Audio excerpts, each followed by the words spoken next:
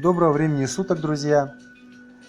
Хочу вас познакомить с интересным способом, довольно-таки интересным, как на пенополистироле сделать декор дикого кирпича.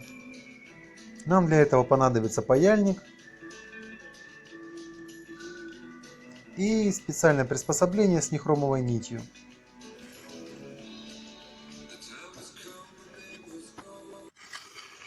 Да, наверное, будет правильно сказать не из дикого кирпича, а дикого камня. Вот. Отмечаем кирпичики. Берем специальное приспособление с нехромовой нитью и прорезаем. Блок питания не тянет, тот, который шел вместе с устройством этим.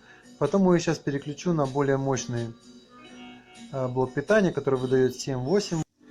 Вот, получается у нас такой вот интересный рисуночек. Сейчас покажу, как прорезается легко. Да, блок питания слабенький.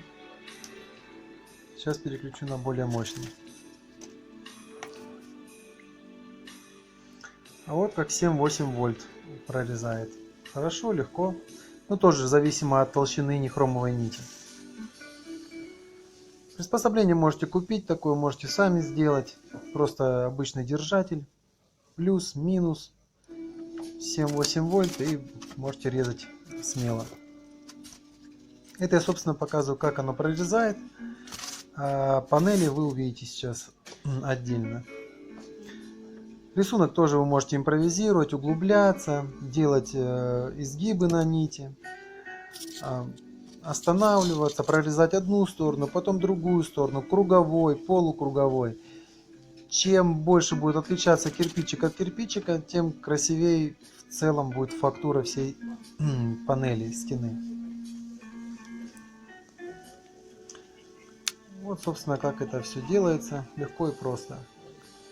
А сейчас посмотрите, как будет выглядеть уже большие панели. В будущем это будет большой красивый камин, как в Гарри Поттере, в Гриффиндоре. Вот такой вот у нас кирпичик. Если понравилось, друзья мои, ставьте лайки, советуйте друзьям. До свидания.